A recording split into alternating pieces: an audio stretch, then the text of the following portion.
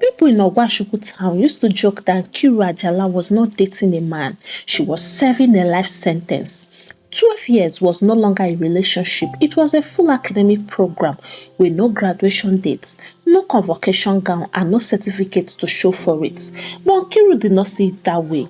To her, love meant endurance. Love meant patience. Love meant staying when everybody else had already packed their bags and moved on. If waiting was a profession, Nkiru would have retired with honors.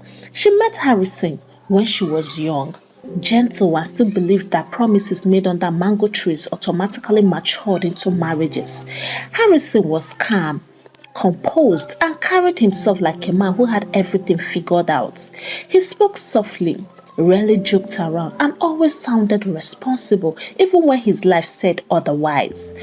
From the very beginning, Harrison made one thing clear. I don't joke with relationships. That single sentence chased away every other man around in Kiri like mosquito spray. Harrison did not like competition, not even the imaginary kind. If a man greeted in Kiri with too much enthusiasm, he frowned. If an old schoolmate called her phone, he asked questions. If she dressed nicely to attend an event, Harrison wanted to know who would be there and why. At first, Ekiru found this sweet. He's serious, she told herself. This one will marry me. And because Harrison spoke about marriage with so much confidence, she pressed pause on her life like someone waiting for a call that never came. Years rolled into each other, while other women broke up, moved on, got engaged and married. Nkiru stayed. She stayed through misunderstandings that were never resolved. She stayed through apologies that solved nothing. And she stayed through long conversations that always ended with, just be patient with me. Harrison mastered the art of making tomorrow feel close enough to touch while today was always sacrificed. Because of how serious he appeared, Nkiru's family eventually joined the waiting train. Focus on him, her auntie advised one evening. Men like this, they are rare. Her mother added, at least he's not a playboy, so Nkiru obeyed. She locked her heart and threw away the spare keys. Any man who tried to come close was dismissed politely but firmly. I am already committed, she would say with pride. Committed to what exactly? Madame could not clearly define. When Harrison finished school and moved on to his internship, the relationship entered a new phase, one that quietly drained Nkiru. Bills began to appear, needs increased, and emergencies became regular visitors. Harrison never directly asked for money because he was more defined than that. I am just tired, he would say. I don't even know how I will cope. Things are really hard right now. And Nkiru, with a heart full of loyalty, would step in before he even finished complaining. She paid for some of his bills and she covered urgent expenses. She helped because she believed she was investing in their future. In her mind, every naira she spent was a seed. One day she believed she would reap joy, stability, and a ring. What she did not realize was that she was sowing into a field that would never bear her name. Harrison grew comfortable. I mean, too comfortable that he stopped pushing himself. He stopped planning and he stopped explaining timelines. After all, someone was always there to carry the weight, and Nkiru felt proud. Proud that she could help. Proud that she was standing by her man, and proud that she was proving herself as a wife material. Not just a wife material, but 1,000 years.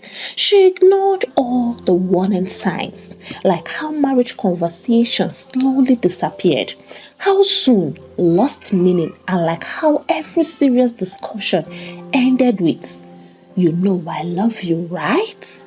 By the time 2016 arrived, Nkiru had already given Harrison 12 years of her life. She had defended him fiercely, prayed for him sincerely, ignored the small voice inside her that sometimes whispered, what if this thing ends badly? She silenced that voice with hope. At After all, who dates someone for 12 solid years without intention? That question should have frightened her, but it didn't.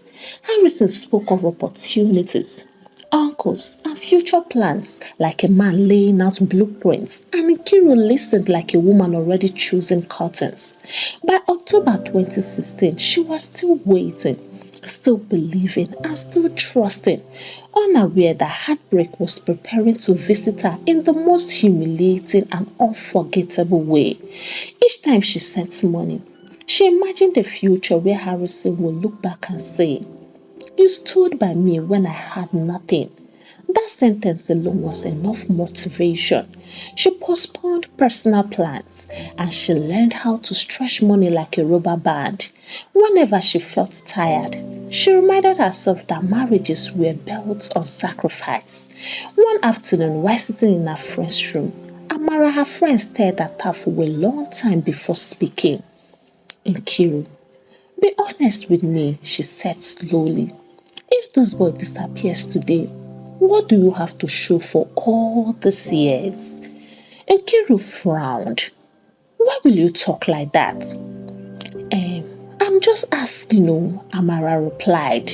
"You have been paying bills, funding projects, waiting endlessly, and there is no date with no plan."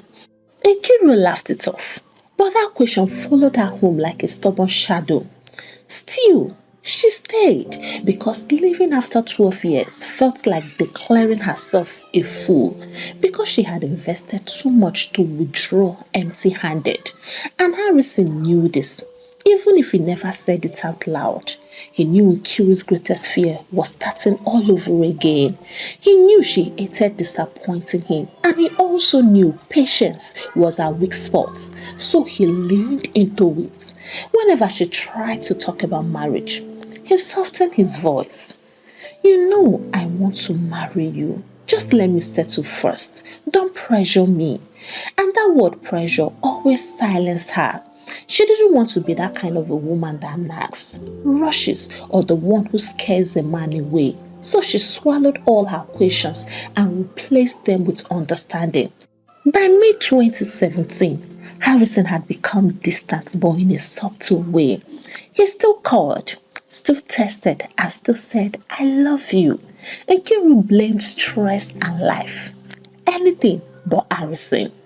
Then one evening, Harrison called her with a different tone in his voice. "My uncle wants to see me in Lagos," he said. That sentence sounded important and promising. To Nkiru, an uncle meant connection. Lagos meant opportunity, and opportunity meant breakthrough.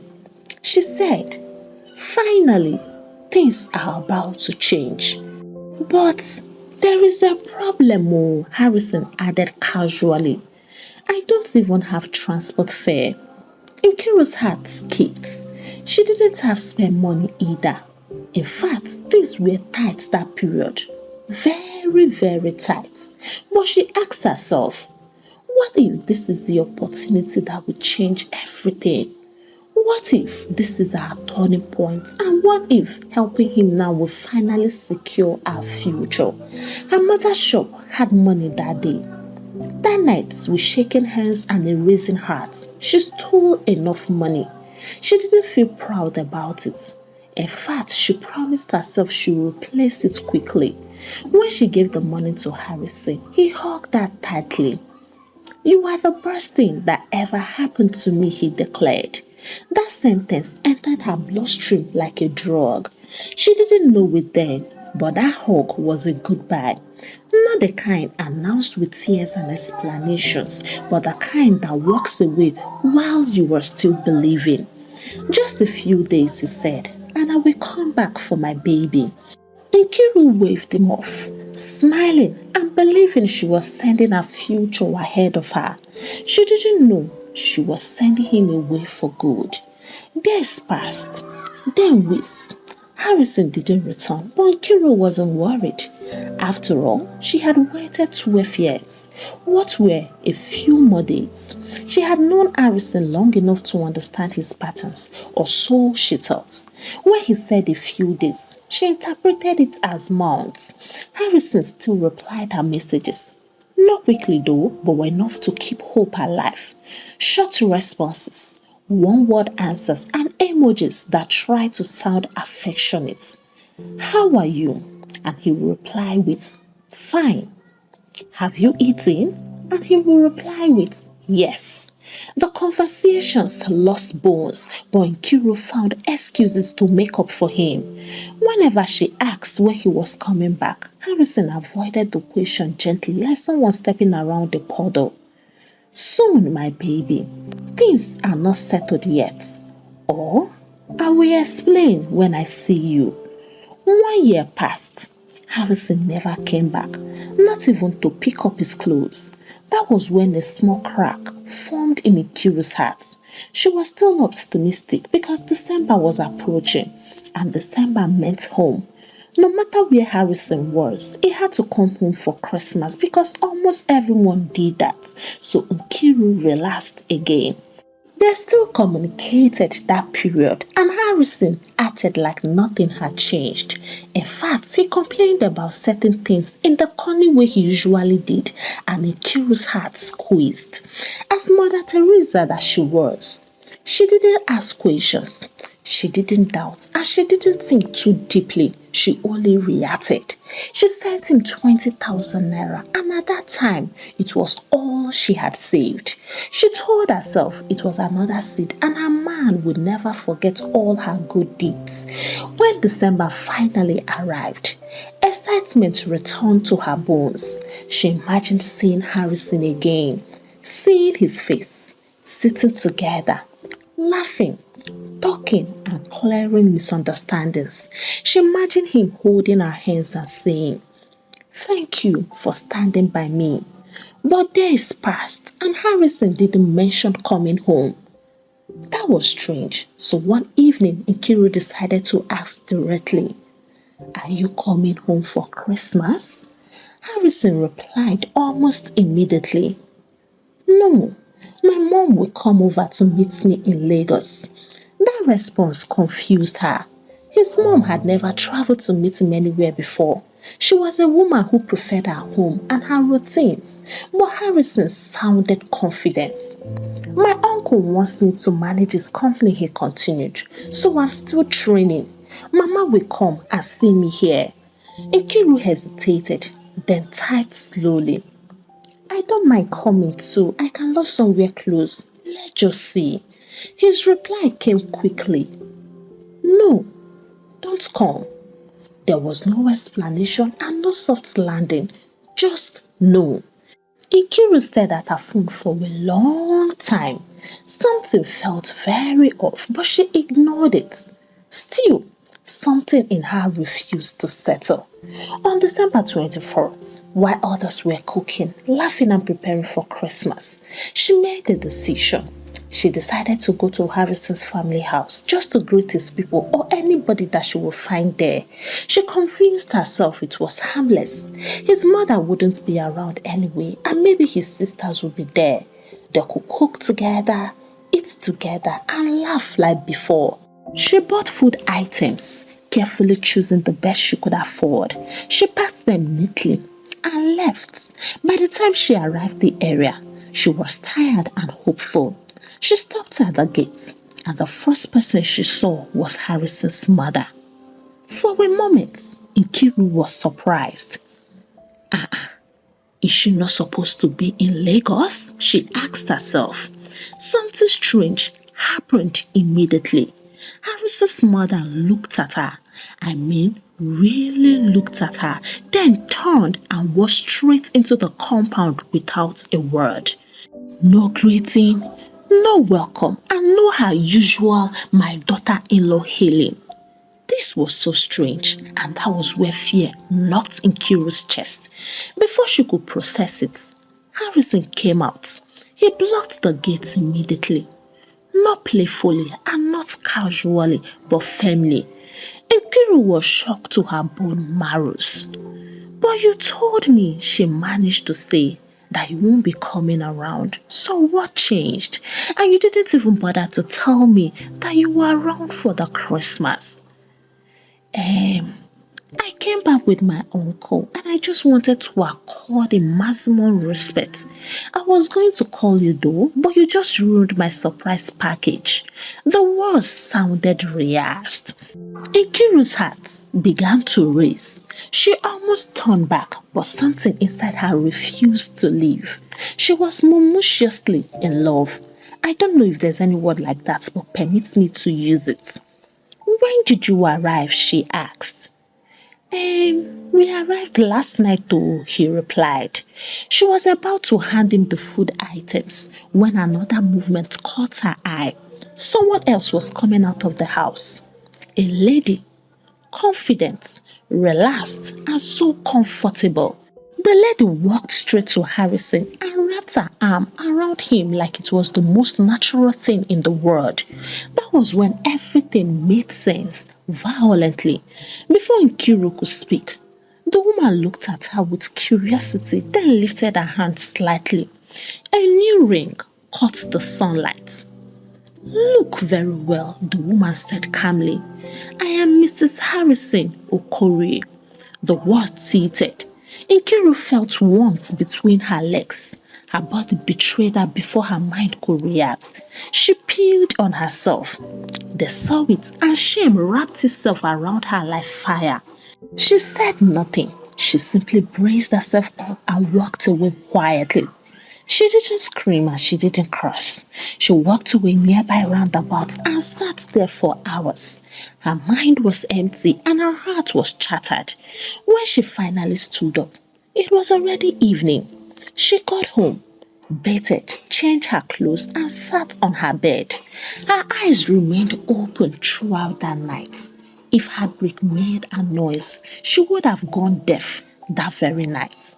The next day, while people shared gifts and laughter, Nkiru laid on her bed staring at nothing in particular.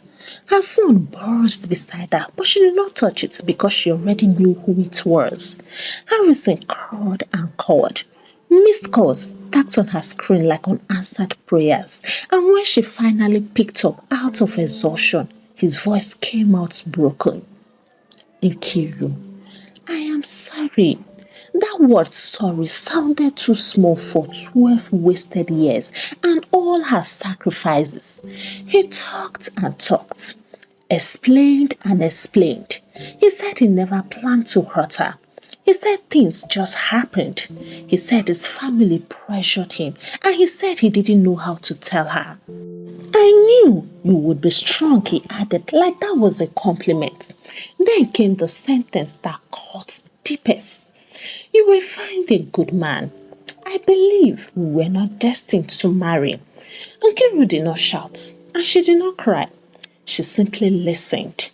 After the call, messages followed. Long paragraphs filled with regrets but no accountability. She read them all and felt nothing. After a few days, the messages stopped. Then the call stopped. Then his line stopped connecting. Harrison disappeared again, but this time completely. Nkiru tried calling weeks later because she missed him. She wanted to apologize for all that happened. Oh, what a lover girl. But this time, the number no longer existed. That was when it hit her fully. He had closed the door and thrown away the key. She lived in a fog. She woke up, went about her days and smiled when necessary, but inside her something had died. She hated herself. She hated her patience and she hated her loyalty. Most of all, she hated that Harrison never came to see her. Not once, not even to kneel, not to explain face to face and not to apologize like a man. Life moved on slowly and painfully. Years later, Nkiru attended a professional program in Port Harcourt. She wasn't thinking of Harrison. In fact, she had trained her mind to avoid that corner of her memory, but life had the weakest sense of timing. She saw him across the hall, older, thinner and less confident. Harrison walked up to her like someone approaching a ghost. My marriage didn't last, he said, after a brief silence. She cheated on me and we got divorced. I have 2 kids. Nkiru listened. She even sympathized. From that day, Harrison returned like a familiar ache with his calls, messages, and apologies. He said she was the only one who ever truly loved him. He said she would be a good mother to his children. He said he had changed, and Nkiru said, let me think about it. When Nkiru said that, she herself was surprised. The old Nkiru would have rushed into forgiveness like a child running back to a familiar playground with scrapped knees and all. But this Nkiru was different. Pain had matured her. Betrayal had educated her, and silence had taught her lessons no sermon ever could. Harrison took her hesitation as hope. He began calling regularly. His voice was softer now and broken in places. He spoke like a man who has seen the other side of marriage and returned humbled. My life fell apart, he said one evening. I paid for everything I did to you. I lost my home, my peace, and my pride. He talked about the divorce. He talked about the kiss. He talked about the betrayals, and Nkiru listened. She didn't interrupt and she didn't accuse. She simply listened like someone watching a movie she had already seen but now understood differently. She remembered how she once cried for him and how she once sacrificed without asking questions and how he paid her back. Yet she said nothing. Harrison interpreted her silence as kindness. You are still the same, he said, still calm and still understanding. He didn't know that her calmness was more deadly than a serpent's. Months passed. Harrison grew bolder in declaring what he wanted. I want us to try again, he said. I am very, very sure that you are the only one who can love my children like your own. That sentence landed heavily and it made Nkiru look like an alternative. She spent nights thinking. Logical thought that doesn't sugarcoat memories. She remembered the gates, the ring, the urine-stained dress, and the roundabout. Forgiveness, she had learnt, was not about going back. It was about letting go of bitterness without reopening wounds. After weeks of reflection, she called Harrison. I have decided, she said calmly.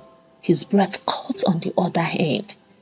I am willing to forgive, she continued, and I am open to talking. Harrison almost shouted with joy. Thank you and thank you. You don't know what this means to me, he said. Within few minutes, he sent her 100,000 naira and then he wrote, just something small, just to show I really appreciate you. Nkiru smiled faintly. She told him they should meet over the weekend. Harrison couldn't contain himself. He didn't notice that Nkiru was unusually calm. By the time the day arrived, he had already rehearsed the meeting in his head at least 20 times. He imagined apologies accepted, smiles exchanged, and a soft beginning to a powerful comeback. In his mind, this lunch was not just a meeting, it was redemption. But for Nkiru Ajala, however, it was simply a lunch. They agreed to meet at a mother's eatery along a busy road in Port Harcourt. Nothing fancy and nothing intimate, just public enough to prevent unnecessary emotions and private enough to talk. Nkiru arrived first. She chose a seat near the window, placed her handbag beside her, and observed the world outside like someone watching a movie without sound. When Harrison walked in, he spotted her immediately. He smiled, and when he got to her table, he called out. Nkiru looked up and welcomed him. He sat down across from her, studying her face like someone searching for familiarity. She looked good, in fact, better than before. There was peace in her eyes, something he didn't remember giving her. They ordered food. Nkiru chose fried rice and chicken, while Harrison ordered something lighter. As they ate, he talked. He talked about work, about how life had humbled him, about how losing his marriage taught him lessons he wished he had learnt earlier. I was blind, he said sincerely. I didn't value what I had. Nkiru nodded occasionally, but she kept on enjoying her meal and she let him empty his heart into the space between them. When the plates were cleared, she smiled slightly and said, "Please, I want takeaway." "Of course," Harrison replied quickly. "Order anything." And she did. She ordered for rice, chicken, snacks, and then she added ice cream. Harrison laughed. "You have not changed though, you still love ice cream." She replied politely, "Yes, I still do." The bill came and Harrison paid proudly because this time he was now the provider. When they stood up to leave, he pulled out his phone and called a boat. Nkiru waited calmly as the car arrived and stopped in front of the eatery. As they stepped closer, she said gently, "Harrison, I am so low with cash right now. I don't know if you can help borrow me anything at all. I will refund it as soon as possible. The 100,000 naira you sent, I used it on a project." She even opened her account, the one that looked like a radio frequency, just to show him as an evidence. "No, now. Don't do this again," he said. "Anytime you need anything at all, be free to ask me. Your man is able. If I don't take care of you, who will?" Immediately, he transferred 200,000 naira and even pleaded that she managed it. Nkiru appreciated him like that calm Nkiru of the old. Meanwhile, she has a well-packaged plan that will make him regret ever wasting her time. She was ready to bruise that audacity that made him return to her just because he thought she was the only one that will handle his children well. She knew it wasn't about her, it was about his children. She waved at him, even added a hug, entered the boat, and then they zoomed off. So I asked you, my dear Karma tribe, what do you think Nkiru is about to do to Harrison? And do you think Harrison will survive the blow? Kindly drop your thoughts with me in the comment section. Once again, Happy New Year. Please don't forget to give the story a thumbs up, share out to your loved ones, and subscribe to this channel if you have not already done so. Until I bring the next episode of the story your way, it's a goodbye from here, and God bless you.